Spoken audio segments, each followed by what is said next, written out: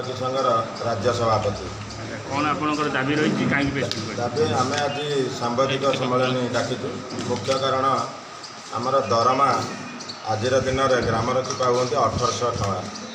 बर्तमान सरकार 3500 टका भत्ता कले 1800 टकर ग्रामरक्षी केमी चलो मसक जाक ड्यूटी करुँच सब प्रकार काम करुँच कि दरमा 1800। तेणु आम आज से सांबादिक सम्मेलन करूँ। आम अनुरोध करूँ सरकार को माननीय मुख्यमंत्री मोहन चरण माझी की आम अनुरोध करूँ जे आमर दरमा केमती जो सरकार जोटा कर 500 टका सर्वनिम्न से हिसाब से आमको 15,000 टका दि जाऊ।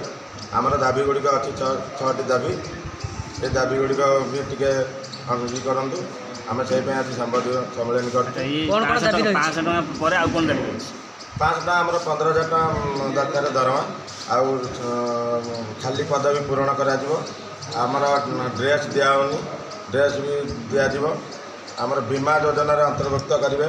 ग्रामरक्षी भाई मैंने जो जगार असुविधा ड्यूटी उपर शहीद होती से अनुकंपा किसी राशि रखुच एमती 6टी दाबी आम रखीचु। जदि सरकार आम आज सांबादिक सम्मेलन 7 दिन भितर न शुणे बाध्य आम 10,000 ग्रामरक्षी तांकर पिला छुआ सब परिवार राजरास्ता को ओह्लैबू। 24 तारीख दिन आम संघ निष्पत्ति नहीं।